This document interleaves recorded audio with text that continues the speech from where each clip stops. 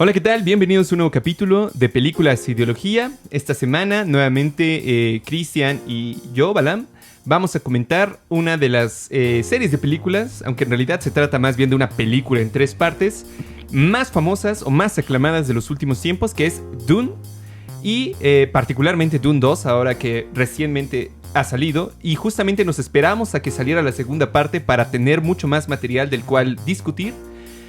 Nos parece que es una película que lleva a colación varios temas muy interesantes que además son relevantes, me parece hoy en día, suponerlos, pensarlos, reflexionarlos en el contexto que estamos viviendo mundial.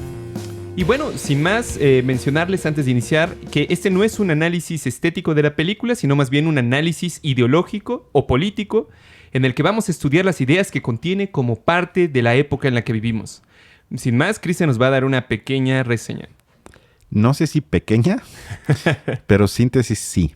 Como dijiste, creo que la actualidad de Dune nos salta, si es que fuimos al cine, una y otra vez.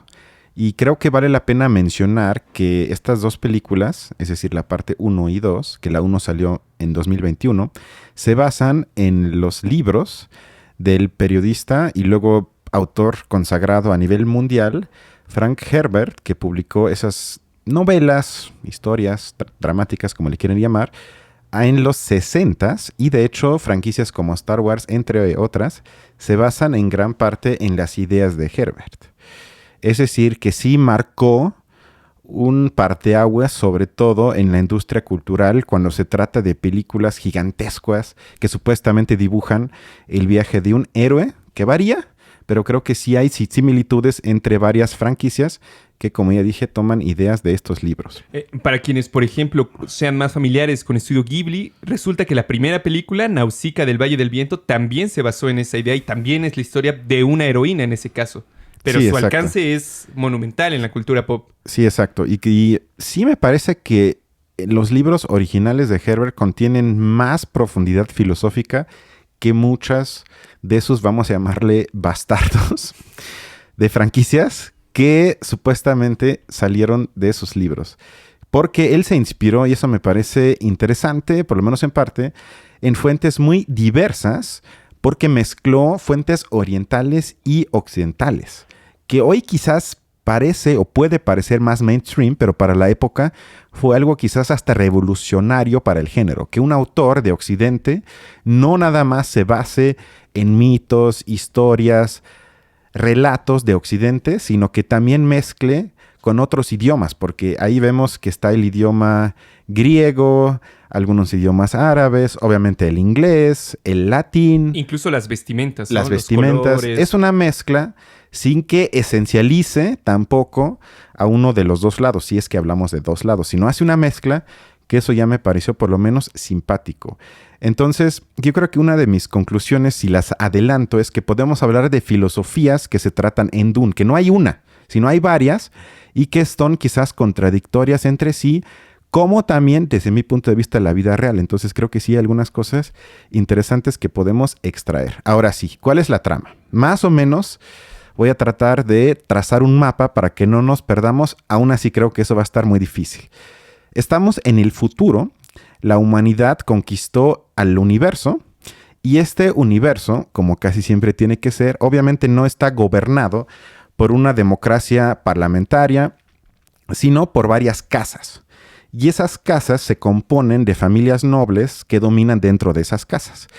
Y estas se reparten los territorios del universo entre ellas. Y por encima de las casas, supuestamente, está un emperador que tiene su propio gobierno que regula todo lo demás. Y la película 1 comienza con el hecho de que el emperador entrega ahora el poder sobre el planeta desértico Arrakis a la casa de Atreides. Porque los Harkonnen han tenido el poder sobre este planeta durante, me parece que fueron 80 años. Lo han utilizado, explotado y han oprimido a los originarios de ahí, que son los Fremen. Pero que ahora, por tanta explotación y opresión, al parecer han perdido cierta influencia, o por lo menos eso se nos deja entrever. Por lo tanto, el emperador toma la decisión que ellos se tienen que ir y ahora le toca a otra casa. Y de la casa Atreides son nuestros protagonistas, que es Leto, el papá, Lady Jessica, que es su pareja, y Paul, interpretado por Timothée Chalamet, el supuesto héroe de las entregas. Y entonces vemos que este planeta es tan valioso porque ahí se extrae la materia prima, la llamada especia, que es una materia prima que no nada más funge como droga, sino sobre todo que permite los viajes espaciales interestelares. O sea, no es muy difícil hacer una analogía, comparación con el petróleo en el mundo real. Por ejemplo. Más en ese entonces, pero más, por ejemplo, porque podría ser varios, pero me parece para la época, creo que era la más obvia o la más inmediata. Y hay que decir que, obviamente, como también se puede hacer entonces un paralelismo con el mundo real, se libran guerras por esa materia prima que vale tanto. En consecuencia, hay una intriga, sin que haga ahorita spoilers, que lleva a una guerra en contra de la casa Atreides en el planeta Arrakis, porque aparentemente fueron traicionados por alguien, que eso no se sabe todavía al inicio, y esto provoca que maten a casi toda la casta y toda la casa Atreides, pero logran huir Lady Jessica con su hijo Paul, que se unen con los Fremen. Eso en síntesis, seguramente me brinqué algunas cosas que quizás fueron importantes, pero en síntesis esa es la parte 1. Luego, la parte 2 principalmente trata de que las visiones de Paul que vemos desde la parte 1 poco a poco se concretan porque con su mamá Jessica se juntan con los Fremen, poco a poco asimila sus usos y costumbres, tiene luego un interés amoroso sobre el cual vamos a hablar un poco más tarde, y poco a poco cumple o no, que esa es, me parece, la parte medular de la cinta, la profecía de que él es el Mesías. Que hay algunos protagonistas en las cintas que creen en la profecía, que creen, digamos, en el discurso religioso, que ahora también vamos a entrar quién crea ese discurso, y otros que son por lo menos escépticos y no asumen automáticamente que Paul es el elegido que los va a llevar, literal se dice, al paraíso. Y ahí se generan algunos conflictos que vamos a tocar ahorita. Me parece a mí que también sería importante resaltar el papel de una, como ya lo mencionaste, de la religión o del grupo religioso que se llama Bene Gesserit, y el cual es dirigido por una reverenda madre que representa un grupo religioso bastante poderoso y que, como se nos hace ver en la cinta, también tiene intereses similares o parecidos a los que tienen las otras casas. Entonces, nos presenta, en mi opinión, un panorama bastante rico en complejidad, sobre todo porque no se tratan, digamos, inevitablemente lo relacioné con la película Avatar, con la cual siento que tiene muchísimas similitudes. Sí, porque, por ejemplo, en Dune 2 descubren que es el Mesías el elegido cuando domina un gusano. Igual que en Avatar se vuelve el verdadero líder de los tribus cuando domina al más grande de las aves rojas. Bueno, yo le encontré bastantes similitudes. Pero bueno, independientemente de eso, nos presenta un panorama en el que incluso las sociedades, como lo acabas de decir, la sociedad universal de los humanos está dividida en casas que cada una contiene su interés y que se pelean entre ellas pese a pertenecer a un mismo imperio en principio. Entonces, resulta de mayor interés esta agrupación religiosa porque justamente de ella, como se menciona en la primera película, es de donde sale el mito del Mesías, por así decirlo. Se trata de una organización sumamente poderosa, sumamente relevante en la historia, porque a lo largo de cientos de años han ido construyendo un mito del Mesías que dice que algún día llegará una persona que será capaz de manipular tanto el futuro como el pasado y de esa manera llevar a todas las personas a al paraíso, digamos, a la utopía deseada. Entonces, justamente se pretende o se observa en Paul la persona que es capaz de representar a este Mesías que viene a salvarlos a todos y que se revela particularmente por los poderes que tiene y por una serie de otras características que lo rodean, que incluso llegando al planeta, cuando llegan al planeta Arrakis, Las personas que viven ahí, los Fremen, como lo acabas de mencionar, resulta que han sido también educados en la religión, entonces también lo creen y lo aclaman en cuanto llega. Pero entonces, este elemento es sumamente relevante para la continuación de la historia. Sí, uno podría decir que se convierte en parte, si no es que en el fundamento de lo que ellos llamarían su propia identidad, que se basa en eso, que me parece que vemos en la película, de hecho se menciona, es decir, es explícito, de que viven en condiciones tan difíciles, complicadas, deplorables, que lo único que los mantiene literalmente vivos es la esperanza de que quizás les toque el momento histórico de que llegue el Mesías. Y con eso se van a salvar y tener una vida mínimamente digna. Lo dicen varias veces, que viven en una parte del universo ficticio de las novelas que es tan difícil y las condiciones de vida son tan complicadas que ahí no puedes vivir sin religión, sin la creencia que te mantiene vivo y que dices, vale la pena sufrir en esta vida porque quizás me toque otra en la que efectivamente el Mesías ya nos trajo el paraíso.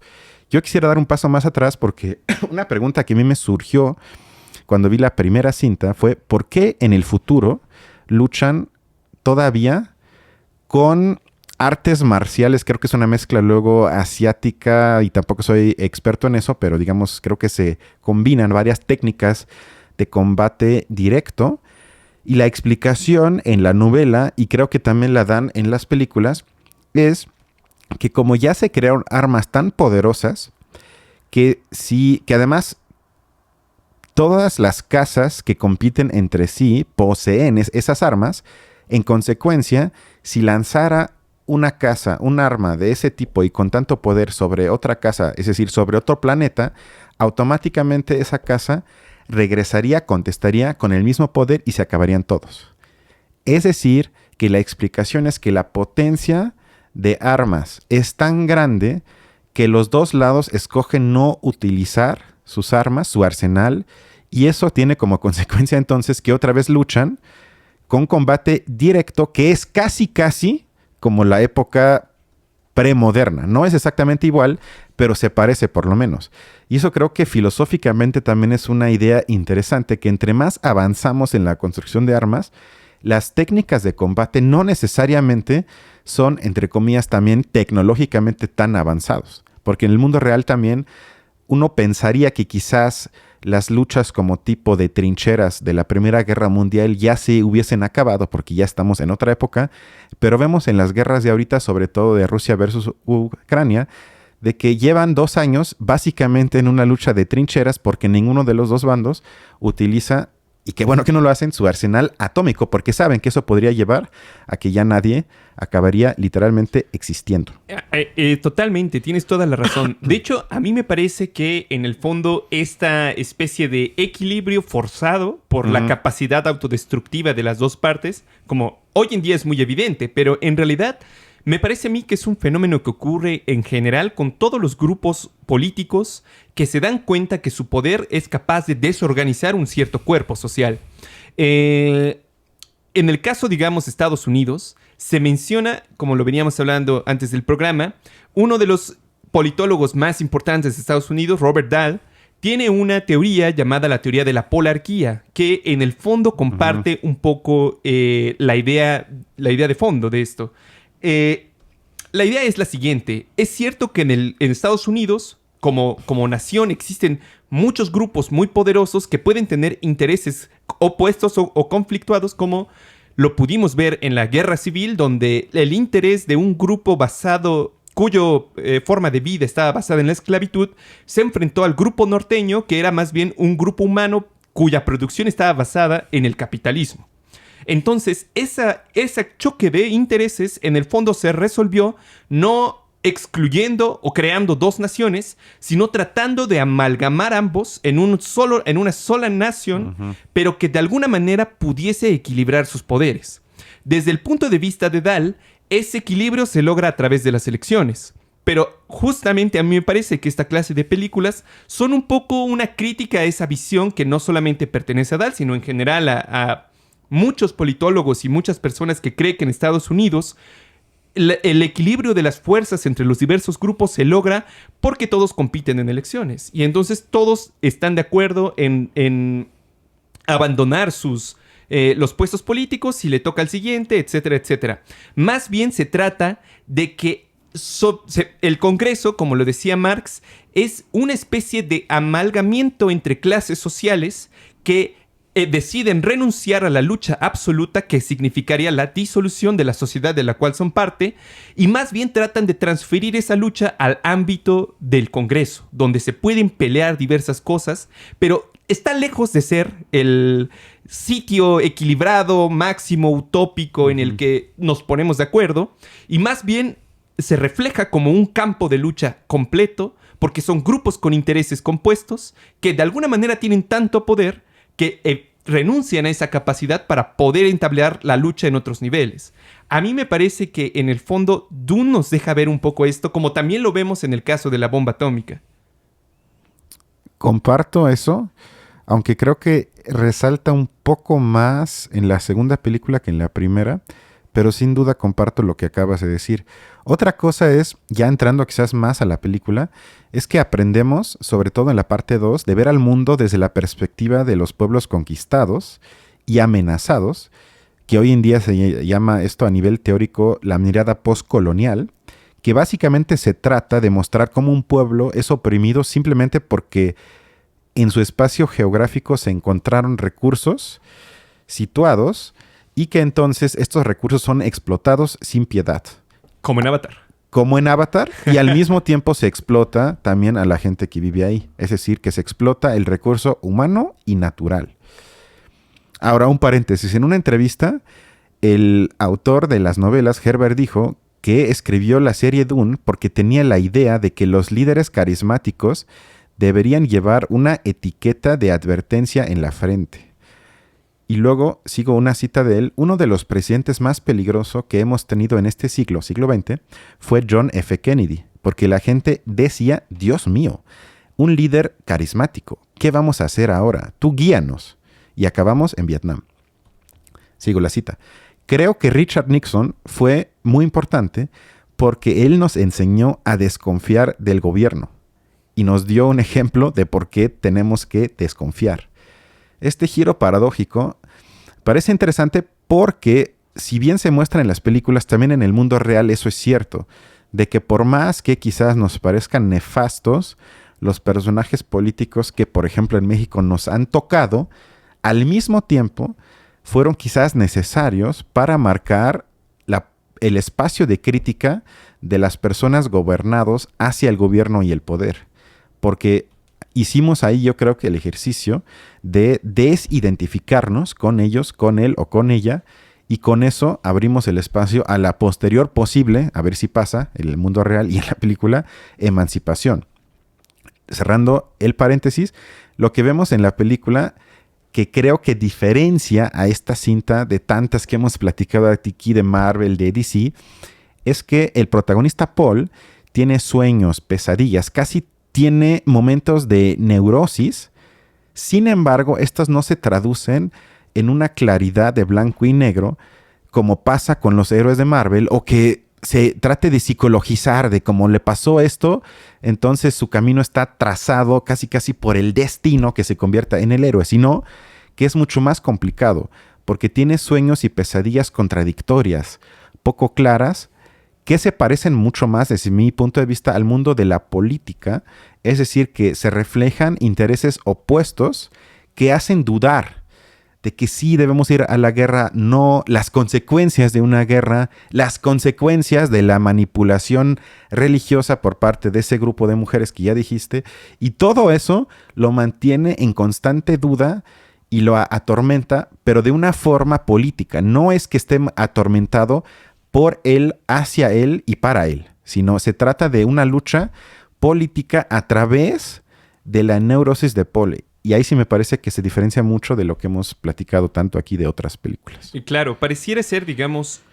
a veces que los cuentos, las películas que tratan de héroes, como lo hemos reseñado en algunas películas que hemos visto, el papel del héroe está casi que dado o asegurado desde el inicio de la película y casi que siempre es un cumplimiento de la premonición previamente dicho, de la profecía. Ujú. Se cumple la profecía, se cumple todo lo que era y digamos que la agencia propia del héroe realmente poco peso tiene. Sí, no hay casi, sí. Y aquí más bien es justamente lo contrario, porque él se da cuenta, hay como ciertas premoniciones vagas de lo que puede y no puede suceder, pero él sabe que al final tiene mucho que ver con su propia capacidad de agencia, lo cual a mí me llama mucho la atención.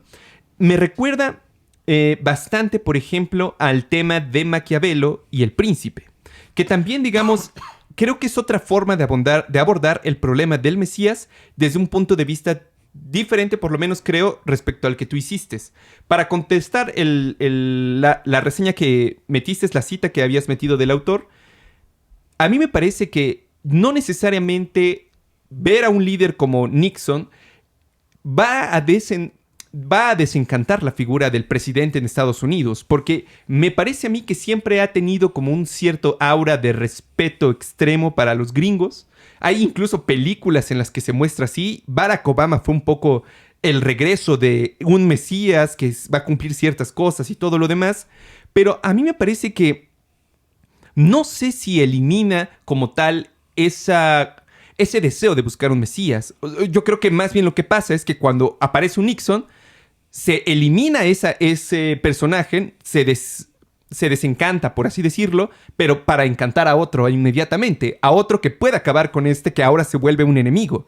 Es decir, no creo que necesariamente abra una posibilidad de emancipación. Bueno, puede abrir la posibilidad de emancipación, pero también puede abrir la posibilidad de continuar con la búsqueda de otro líder. En ese sentido, a mí me parece importante el texto de Maquiavelo porque justamente él juega un poco con la figura del Mesías. Lo que dice Maquiavelo es, un líder, como un príncipe, tiene que ser capaz de saber dirigir a su gente, tiene que ganarse el amor de su pueblo. A diferencia de hoy en día, donde los sistemas políticos son tremendamente complejos y los actores políticos que influyen en ellos son muchos, en el caso, digamos, de los principados que estudiaba Maquiavelo, el papel del príncipe era mucho más nuclear y mucho más fundamental para la continuación de la vida política de esas comunidades. En ese sentido, Maquiavelo señala que un Mesías no viene cuando sea. Un Mesías aparece cuando es necesario, cuando el pueblo lo necesita. Es lo que él señala.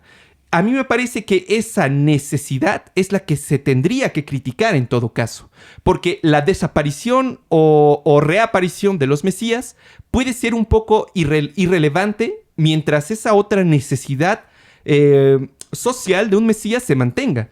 ¿Qué provoca esa necesidad? Los momentos de peligro, dice Maquiavelo. Y un momento de peligro que además requiere del príncipe algo que para mí es relevante, que es la virtud.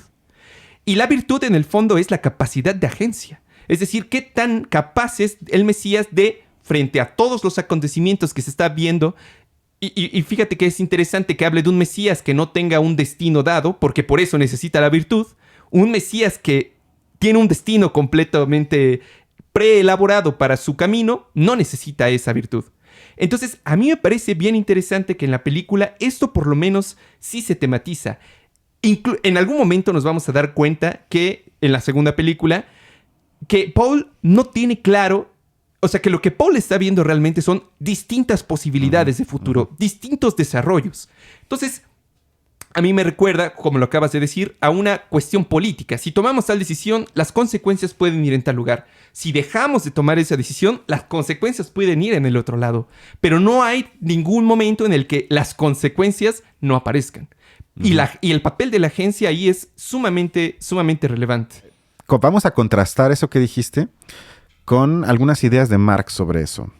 Porque, como ya mencionaste, Paul se entera de que los Fremen lo celebran como el Mesías. Aunque no todos, porque a través de Shani, interpretada por Zendaya en la película, ella es crítica con eso. Ella me parece que representa la voz de la ilustración, por lo menos en el sentido de la crítica a la religión en las películas. Porque para ella y un grupo, sobre todo de mujeres, todo eso es una payasada inventada que no tiene nada de realidad material. Pero hay otra parte de los Fremen que ciegamente creen en la profecía y que Paul es el Mesías. Paul se da cuenta de que ellos lo ven como el Mesías y no le gusta, porque él sabe que fueron persuadidos para que crean que él es el Mesías. Y eso me recordó un poco al texto de Marx, que es de la crítica de la filosofía del derecho de Hegel, en la que hay unas frases, creo, muy, muy famosas, porque ahí Marx habla de que la miseria religiosa es, en sentido, la expresión de la miseria real y en otro, la protesta contra la miseria real. Es decir, que eso que se cita una y otra vez de que la religión es el opio para el pueblo, es cierto, pero Marx no se burla o critica a la gente que sea religiosa, sino ven en eso la expresión material, primero del descontento y al mismo tiempo del deseo de que las cosas fuesen diferentes. Total, es cierto. Que eso no hay que para mí subestimarlo, porque no es nada más que las personas acepten la realidad existente, se adapten y sean felices, sino que canalizan, por lo menos en la época de Marx, creo que cada vez es menos, el descontento y lo proyectan hacia el futuro y lo racionalizan a través de la creencia religiosa. Lo soportan, como también lo vemos, creo que sí, en las dos películas. Que aguanto mi realidad porque tengo la religión, pero al mismo tiempo critico mi realidad porque tengo la esperanza de que todo esto cambie por mi creencia. Entonces es un gesto, sí, de adaptación de opio, pero al mismo tiempo le parece a Marx y a mí también un gesto de rebeldía. Y luego... Yo quisiera comentar algo ahí. Creo que tienes toda la razón y que a veces muy fácilmente se pasa a la crítica de la religión sin tratar de pensar en por qué existe la religión, qué papel funciona, o sea, por qué funciona, por qué las sociedades crean la religión. De hecho, en términos estrictos, no ha habido sociedad humana que no desarrollase su forma particular de religión. El otro día iba regresando cerca del Hospital General de México, a unas cuadras de aquí, y me sorprendió mucho, digamos, es un hospital en terribles condiciones. Mucha gente duerme en la calle, pasa frío esperando a sus familiares, a veces enfermo, ¿no? Cosa que a lo mejor se podría solucionar poniendo algunas carpas y todo, pero bueno, tendría que importarle a... Che, conservador.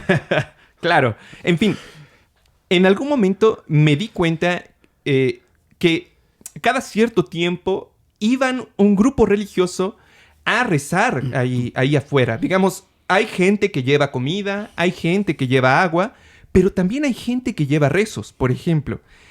Y es impresionante, de verdad, porque muchas de las personas que están allí esperando, sin saber, digamos, si sus familiares van a poder salir, encuentran en ello un poco de descanso emocional, un poco de respaldo social en ese sentido. Es decir, ahí creo yo que es muy claro esto que mencionaba Marx. Es una expresión en el fondo de este descontento, pero también una forma social de afrontarlo y de pensar que puede ser diferente.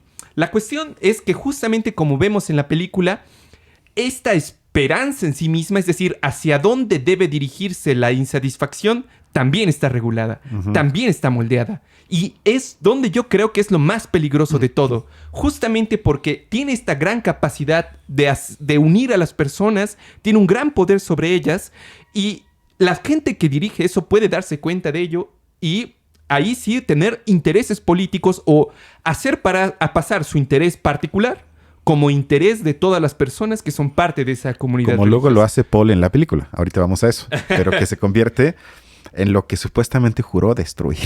O no ser. Pero bueno, aplicado lo que acabo de expresar de Marx, en la película Los Fremen, esto significa que su creencia en esta figura salvadora, es decir, Paul, es ante todo una expresión del hecho de que han sido persuadidos, como ya dijimos, de una ideología que los mantiene en la miseria, pero al mismo tiempo es un anhelo de la existencia de una figura salvadora que al mismo tiempo igual es también, por supuesto, como también lo acabamos de mencionar, una protesta contra la realidad en la que se encuentran y que les resulta desoladora. Es decir, que es más allá de nada más aceptar lo que existe, porque Marx continúa diciendo que la religión es el suspiro de la criatura oprimida, el espíritu de un mundo sin corazón, como es el espíritu de las condiciones sin espíritu. Es el opio del pueblo Y eso creo que está muy, muy bien trabajado en Dune, sobre todo en la parte 2, que lo vemos quizás hasta demasiadas veces, porque yo creo que después de 2 o 3 veces ya quedó claro esa idea, y la repiten y la repiten, pero quizás está bien taladrarnos con eso, porque creo que hay una especie de que, digamos, la exigencia de renunciar a la ilusión sobre la propia condición es la exigencia de renunciar a una condición que necesita ilusiones.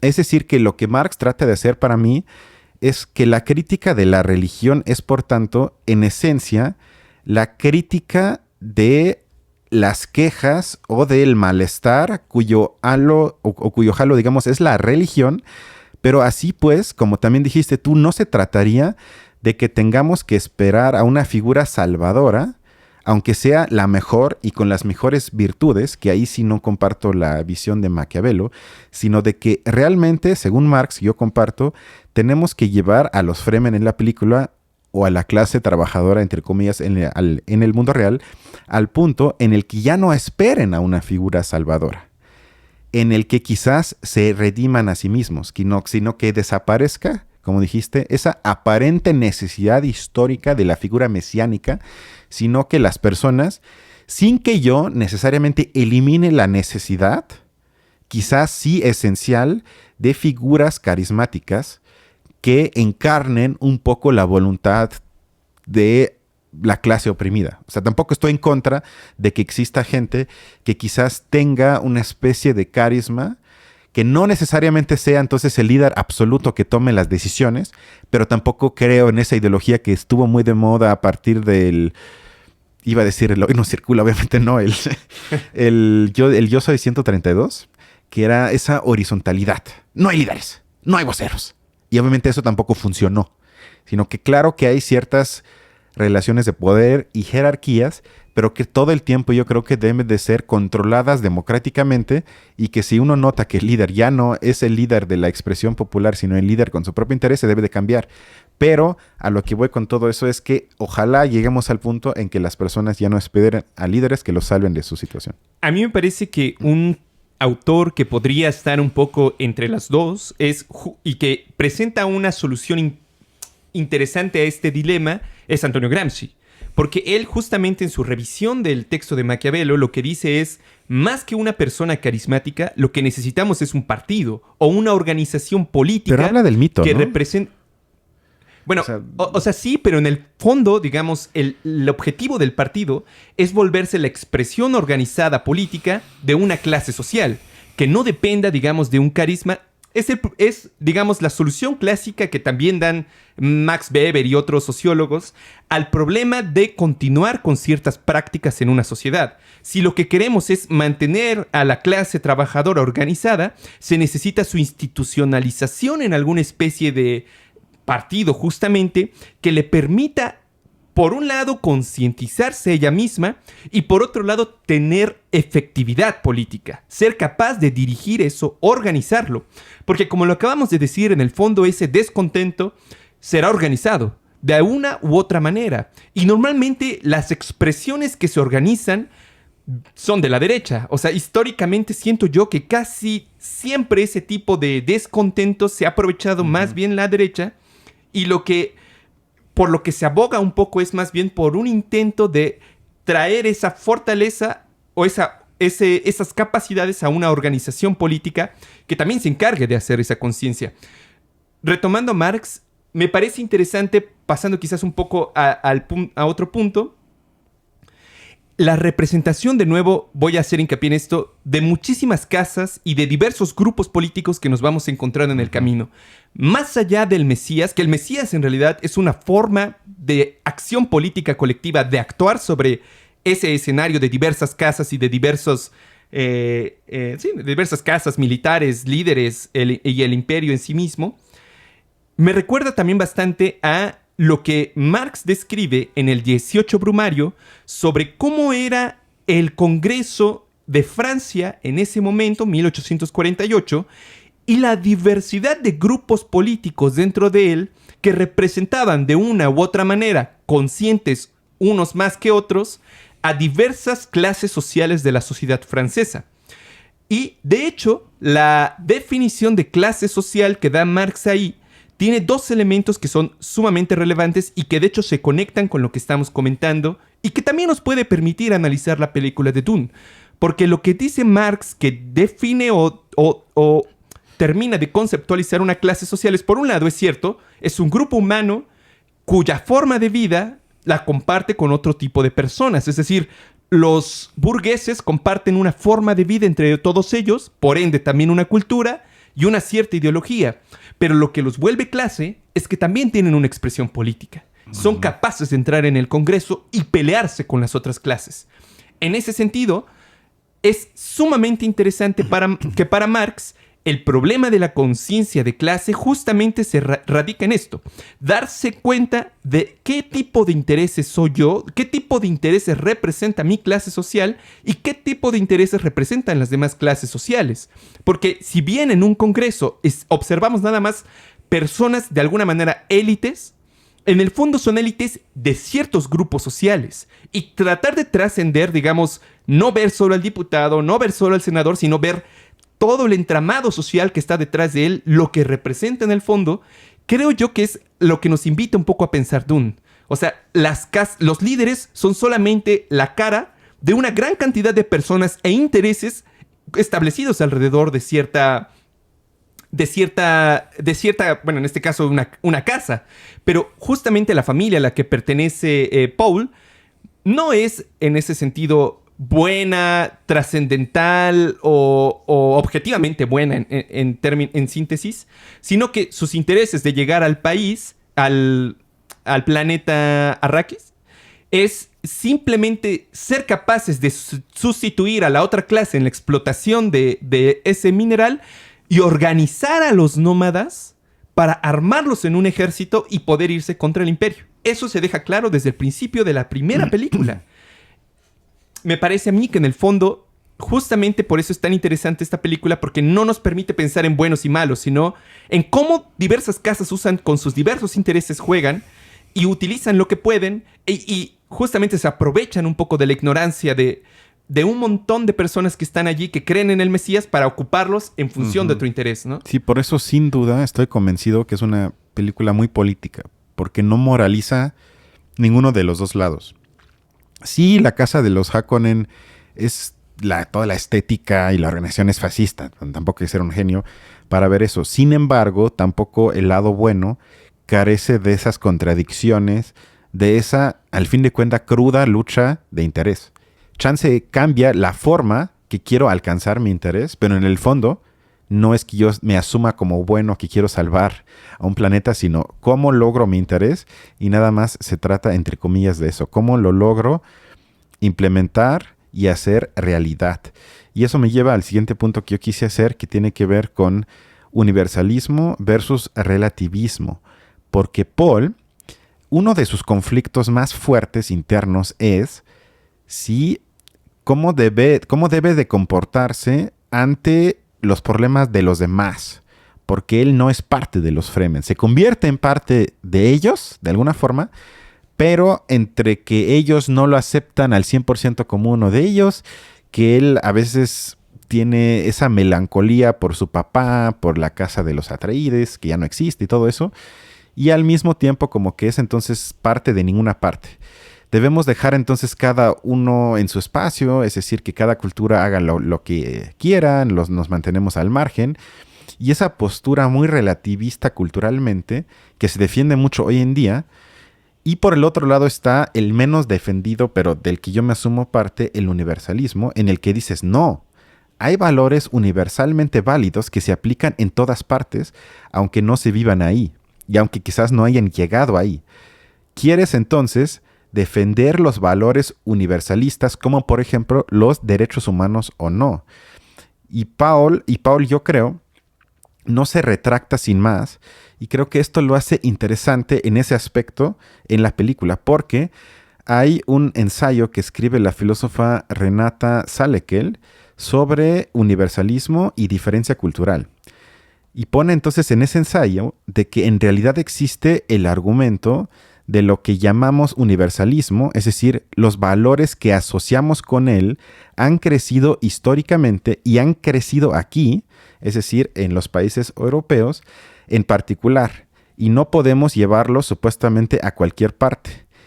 Y ciertamente acepto que hay algo quizás de verdad en ello cuando piensas sobre todo en las misiones fallidas y que creo que incluso hay que considerar hasta qué punto estos valores de veras estuvieron en juego alguna vez y qué tanto todas las injerencias de los estados europeos cuando decían que era para llevar los derechos humanos, de veras era por eso o nada más era el manto de la hipocresía.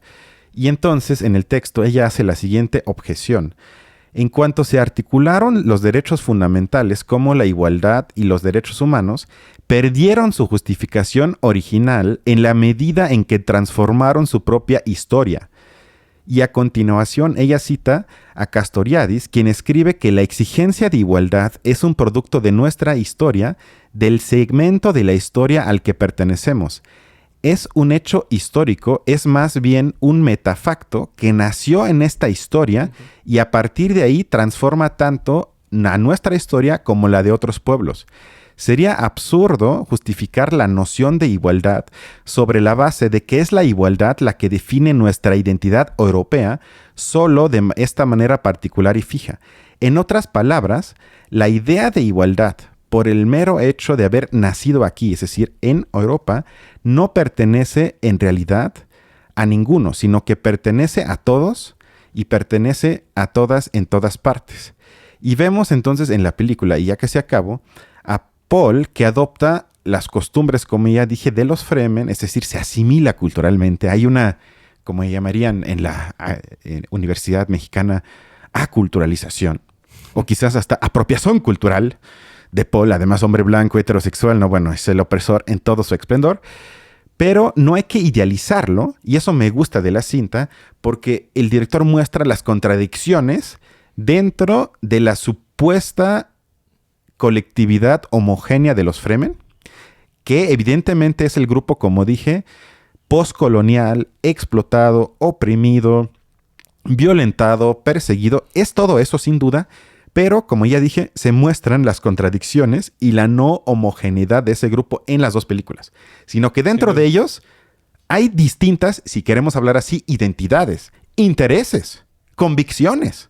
No es que sea ese que me parece que muchas veces existe en el académico que vive en Polanco, ese grupo alternativo homogéneo que es supuestamente el sujeto que forma parte de ese colectivo emancipador que se confronta con esa modernidad que nos oprime a todos, sino que Paul también ve esas contradicciones y en vez de entonces caer en el tribalismo, se apropia de él, y creo que ya con ese punto yo te doy la palabra, porque Paul se da cuenta de que él puede manipular a los Fremen por esa supuesta identidad colectiva que se basa en este caso en la creencia en el Mesías. Hay un punto en la cinta que él se da cuenta que según él es la única salida para triunfar sobre las demás casas. Que él aproveche la identidad colectiva, por eso siempre las critico, porque para mí es lo único que pueden llevar. Y entonces la única que nos muestra la mirada opuesta es Shani, que también es parte de esta supuesta identidad, pero se desidentifica y dice, esperen, yo no estoy de acuerdo con esto. Él nos está manipulando. Vean, abran los ojos. O sea, ella es la voz de la ilustración, la voz de Marx, la crítica a la religión, y los demás se convierten en una comunidad que no es emancipatoria, sino es una comunidad regresiva, que no es otra cosa que el instrumento de poder de Paul, que los aprovecha, pero porque existe ese lazo colectivo que se basa, en este caso, en la religión. Totalmente cierto. A mí me parece que incluso normalmente... Bueno, una forma en la que se expresa esta forma de dominación es la cuestión de la sabiduría. Hace poco vi un video de Zizek que él trataba este tema y me pareció interesante porque justamente lo que él dice es: las frases de sabiduría en el fondo parecen ser sentencias absolutas para la vida, con mucho poder, como aparentemente profundas, pero que si uno les escarba en el fondo, no hay realmente nada. Y él juega bien interesante porque dice, ¿qué es, digamos, el objetivo de la vida sino la eternidad? Pensar en la eternidad. Pero dice, también podemos contestar con otra sabiduría. Carpe diem, aprovecha el día. ¿Qué importa la eternidad si todos los días es lo mismo? Pues cada quien, Balam. Y bueno, justamente hace burla de esta clase de sabidurías porque en el fondo apunta a cómo este tipo de sabidurías aparentemente nos dan como libertad o posiciones ante la vida más profundas, pero únicamente hacen que sigamos cierta clase de reglas un poco de manera irreflexiva y sin ser capaces de analizarla racionalmente y ver si realmente sirven para lo que sirven o no. A mí me parece que por un lado es eso, y por otro lado, como bien lo dijiste, se presenta el problema del universalismo. Creo yo que una forma de interpretar este tema desde el punto de vista de Marx podría ser la siguiente. Si se parte desde una posición abstracta, como me parece a mí que prima en general en el mito liberal de la libertad universal para todos y la igualdad formal para todos, como me parece a mí que ocurre en Estados Unidos, el sueño americano, todos somos iguales los estadounidenses, el voto de cualquier gringo vale igual que el voto de Elon Musk, entonces por ende son más o menos iguales, ¿no?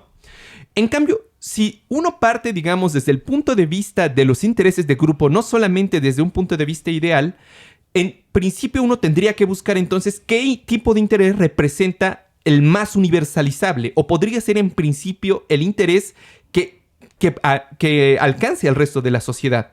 Sin embargo, que a mí me parece que en el fondo es por eso que el proletariado tiene tal problema, tiene tal posición o tal privilegio en la teoría de Marx, porque es el único grupo político que él observa cuyos intereses pueden ser en principio universalizables al resto de las demás clases sociales. Pero a mí me parece que todavía queda el problema de la ideología, es decir, aunque ese interés esté ahí y ese potencial quede, la agencia sigue siendo una situación. No está dado de antemano y puede salir bien o puede salir mal. Ese es un problema político, por así decirlo. Sí, aunque yo no estoy tan seguro si lo que dices de Marx y la universalidad, porque yo creo que más bien a lo que refiere Marx, y creo que también de alguna forma por lo menos se aborda en Duna 1 y 2, es primero qué tan posible es esa universalidad, y más bien yo creo que ahí estaríamos hablando de lo que habla Hegel, es que la universalidad concreta se manifiesta cuando tomo parte por un partido, digamos. Es decir, por ejemplo, la frase de Black Lives Matter, es decir, que vida negra importa en Estados Unidos, aparentemente ahí abandonas el terreno de la universalidad porque te manifiestas por un grupo, que es un grupo muy grande, pero no todos los gringos son negros, o no toda la gente en el mundo tiene color de piel negra. Sin embargo, como este es el grupo históricamente oprimido, por lo menos en gran parte, entonces, al ponerme de su lado, abro la posibilidad de la universalidad. Es decir, eso sería el gesto universal. No el gesto vacío liberal que tú dices de que todos formalmente somos iguales y ya con eso tengo la manifestación de la libertad, la igualdad, la fraternidad y todo eso, sino que más bien tendría que ver que analizo las contradicciones, los antagonismos, tomo partido, lucho con los oprimidos, y esa toma de partido aparentemente no universal sería precisamente lo contrario, la partida de lo universal, o por lo menos la condición de posibilidad de la creación de lo universal. O sea, eso creo que es muy importante. Yo nada más tengo un comentario más que más o menos combina con lo que tú ya mencionaste, que tiene que ver con la dimensión de libertad existencial de los humanos, o como tú le llamaste quizás mejor, de la agencia. ¿De qué tanto podemos cambiar el supuesto destino dado por la religión, el universo, como le quieran llamar, que en películas de Denis Villeneuve, él tiene uno que se llama La Llegada, que también les recomiendo mucho, en el que la protagonista desde la primera escena ve su futuro trágico y tiene, por cómo funciona el tiempo en la película, la posibilidad de decidir si quiere vivir ese futuro o no. Aunque va a ser, sin que les diga qué pasa en la película, aunque será profundamente doloroso. Y aún así toma la decisión de vivirlo. Y eso para mí es la dimensión existencial de libertad que incluso como humanos aceptamos el dolor. Porque Paul también se guía quizás un poco por las predicciones, pero como dijimos una y otra vez, a pesar de todo eso de las profecías, de los sueños, de las manifestaciones del futuro, él sabe que sus decisiones, eso es lo importante, y que no él es preso de ni la religión, ni el grupo de mujeres que lo quieren manipular, ni de su mamá, ni de su familia, sino él es Paul, él es un sujeto que a través de sus acciones puede decidir sobre su futuro. Ya como lo hace en la película, manipulando a los demás, convirtiéndose en un líder posiblemente mesiánico, autoritario, eso ya es otra cosa.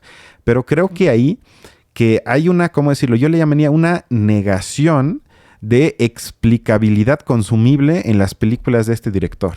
Que no es algo que nos dé la mano y diga, mira, esto pasa por esto, y como los maltrataron de niño, entonces luego era malo, y como es de buen corazón, entonces va a salvar a la humanidad, sino no es consumible la explicación de los actos, sobre todo de Paul en la película. Hasta cuesta entender, pero ¿por qué está haciendo lo que está haciendo? Y eso creo que se acerca mucho más a las profundidades de la existencia humana y todas sus complicaciones que implica la toma de decisiones, sobre todo a ese nivel de poder y de influencia. Pero que es complicadísimo, pero que sí, que depende de nuestras decisiones. Que no estamos sujetos a ningún poder superior a nosotros, sino con nuestras decisiones cambiamos el rumbo de la historia. Ojo, algunas personas, yo no digo que cada uno en su vida diaria cambie el rumbo, pero efectivamente son humanos, por lo tanto, podrían también tomar otras decisiones y la historia podría cambiar. Sin duda, sin duda. De hecho, el problema más bien a mí me parece que surge cuando esa agencia no se interpreta como eso, como una posibilidad de darse una nueva forma de ser, sino más bien como que no sé si el miedo u otras formas anteriores de existencia penetran en nuestra vida presente y nos fuerzan a tomar ciertas decisiones. Voy a citar el inicio del 18 Brumario, que me parece a mí que resume un poco la idea que querías dar, que dice lo siguiente: los hombres hacen su propia historia, pero no la hacen a su libre arbitrio, bajo circunstancias elegidas por ellos mismos, sino bajo aquellas con que se encuentran directamente, que existen y que les han sido legadas por los hechos y por la tradición. Y justamente el problema surge cuando la nueva circunstancia exige también nuevas decisiones. La historia nunca... O sea, no se trata de un proceso reiterativo, repetitivo. Se trata más bien como de un devenir que no está predicho, no está todavía dado, y que todo el tiempo abre la posibilidad de la nueva determinación, de darnos una nueva forma de ser. Que yo creo que en el fondo es un poco la postura de Jean-Paul Sartre y una buena parte de los existencialistas. Pero justamente Marx dice que muchas veces ocurre lo contrario. Que más bien somos incapaces de darnos cuenta que las nuevas posibilidades, las nuevas condiciones nos exigen también nuevas ideas, nuevas posiciones incluso intelectuales frente al mundo. Y lo que dice es: la tradición de todas las generaciones muertas oprime como una pesadilla el cerebro de los vivos. Y cuando estos parece que se dedican precisamente a transformarse y a transformar las cosas, a crear algo nunca visto, en esas épocas de crisis revolucionaria es precisamente cuando conjuran temerosos en su auxilio a los espíritus del pasado, toman prestados sus nombres, sus consignas de guerra, su ropaje, para con este disfraz de vejez venerable y este lenguaje prestado representen la nueva escena de la historia universal. En el fondo, lo que está haciendo Paul en la cinta es tomar los nombres, el lenguaje y el disfraz del Mesías para darse, digamos, la escena de la historia mundial, pero de alguna manera me parece a mí que a lo largo, sobre todo de la segunda película, vemos cómo Paul hizo realidad su propia profecía, o es una profecía medio autocumplida. Pero justamente me parece a mí porque fue incapaz de separarse de ello. Pero bueno, sin duda ese tema no queda ni siquiera claro entre los grupos políticos y sobre todo los de izquierda de hoy en día. Hay muchos aquí en México y en la ciudad, como 3 partidos comunistas, por ejemplo, que serían como la izquierda más revolucionaria, y justamente ellos se quedaron petrificados en esas formas antiguas de la política, en esas, con sus símbolos, con sus lenguajes, con sus ropas, los colores. y realmente son incapaces de dar este otro paso que necesita la realidad actual y que me parece a mí el propio Marx lo deja bastante claro. Sí, o sea, la única que quizás seguiría esa tradición es Shani o Chani en la película. Es verdad. Que ella, digo, sin que la idealice, pero ella sí se asume como sujeto reflexivo, crítico, que no cae en supuestas profecías ni identidades colectivas esencialistas, ni nada de eso, sino ella efectivamente quisiera vivir no en algo opresivo, ya sea con Mesías, con los Harkonnen o lo que sea. Y de hecho, me parece que de eso va a tratar, si es que hay, esperemos que sí, la película 3. Es probable que sí. Que ya sería, creo que sobre el reinado del Mesías, algo así. Bueno, se quedó como en una cuestión de que él ya quedó como emperador y llegan las demás casas, ¿no? A tratar llegan de las demás casas y Chani se va. Y como no, yo no conozco los libros, no sé si ella se va a convertir en una especie de líder guerrillera que combate Eso sería muy al emperador Mesías o algo así. No tengo idea, pero más o menos en esa dirección me parece que irá. A menos que tengas algo más, ¿recomiendas la película? Sí, sí la recomiendo. Y más, yo creo que en la pantalla grande en el cine. Sí. O sea, sí, no la vean en su iPad o en su celular. No sean así, sino si pueden, vayan al maldito IMAX. Vale la pena. Está filmada de manera impresionante, impecable, con imágenes que sin duda están hechas para la pantalla más grande que esté a su alcance. Sí, y los boletos cuestan menos que una botella de ron, seguramente. Casi nunca les decimos que vayan al cine a verla. O sea, la mayoría de las veces no, pero en este caso, si tienen los 100 o 120 pesos, entonces sí vayan a verla. Bueno, pues sin más, nos vemos la siguiente sesión. Y cuídense. Nos vemos. Hasta la próxima. Bye.